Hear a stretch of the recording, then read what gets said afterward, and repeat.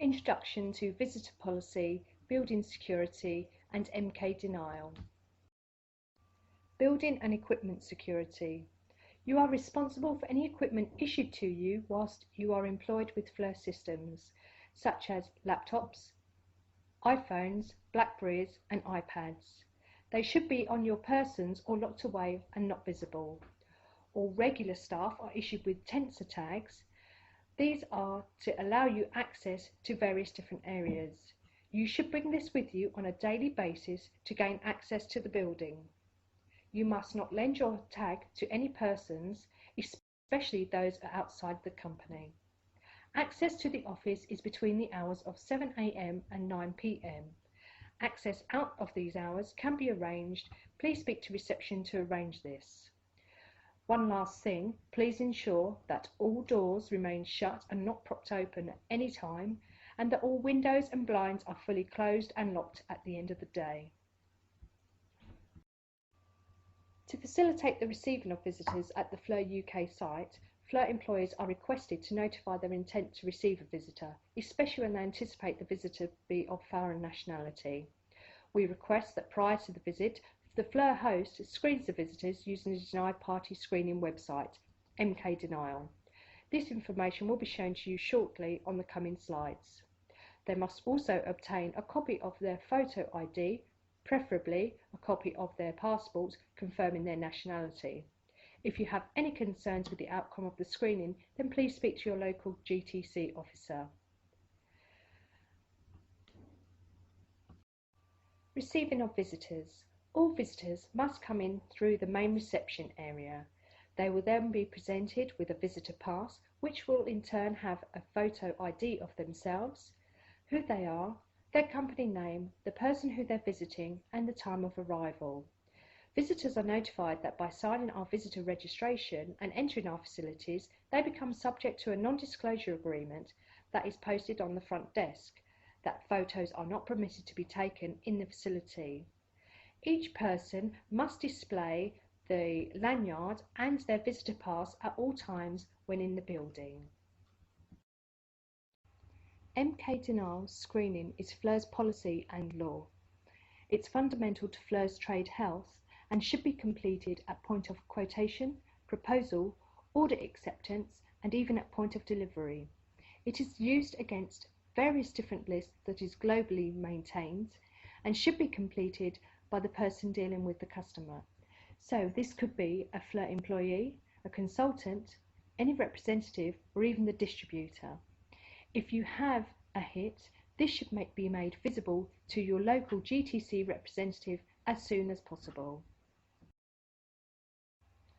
By just doing one entry, MK Data searches 56 different lists. The devil is in the detail. It's often the small details that can make otherwise simple tasks challenging. To use MK Denial, you just need an internet access point. You then go to www.mkdenial.com. You then click on the Members Access, and your user ID as a FLIR employee would be 2865. That's 2865, with your password being FLIR. Any representatives or distributors should be using the number 3111. Again, their password will be FLIR. We're going to start with the company name first. With this in mind, if our subject is on the list somewhere, we want to find it. So we want to search wide with very few details. So we're going to stay in the single field box. This will search the entire database, scanning for the name on every list in every country.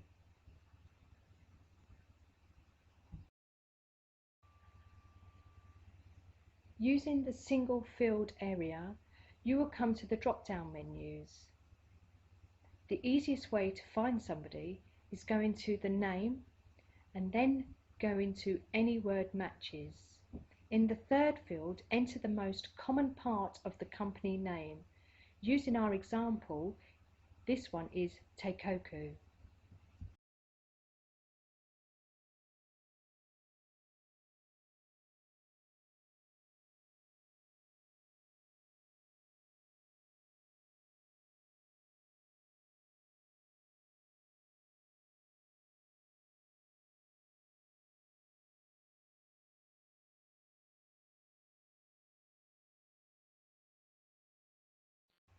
Using our example, we searched the internet for the business name to make sure there was no acronyms for that company. And as you can see, we had a result. The acronym used is Tizen. So once again, we did a quick check on the word Tizen. With a simple wide search on the business name and the acronym, we can be sure that our subject is not on the list anywhere and we're good to do business. Searching individual names. This includes customers, chief officers of business we search, reps, distributors. They're all searched in the same way. Again, go to single field, name and any word and keep it as wide as you can. This time, however, you will enter the individual's last name. Using our example, we used Odawara. So we did our search and there are no Odawaras listed anywhere. We're free to do business. So let's try a more common name. We're using the word Hussein in our example, Pervis Altaf Hussein. Again, we use the surname. We go to the name, any word matches, and put Hussein in. There are 2 pages of individual results with this name in numerous different countries.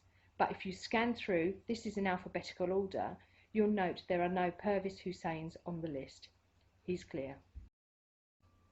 Some of the more common names, such as Hamed or Smith, give us far too many results to sort through effectively. There are over 400 results on just Hamed alone. So we need just to narrow in and sort through them effectively, but still make sure that they're not on any of the lists. So still using the single field box, what we're going to do is leave the name as the drop down, but instead of going any word matches, go to any 2 word matches. This will in turn narrow the search down effectively. By using the first name and the last, our results are narrowed to just 2 entries, a terrorist organisation located in Malaysia. This is not our individual in Pakistan, so we're clear to do business. Why then don't we just start with 2 names or words to save time? You could, but be sure you have the subject name spelt correctly. The more details you provide, the more risk that the name will not be found on the list. Be careful. As a matter of practice, start your search wide, then narrow as needed. Details to take into consideration when using MK Denial. The search engine does not read punctuation. Therefore, if you put a full stop in, it will not recognise the word.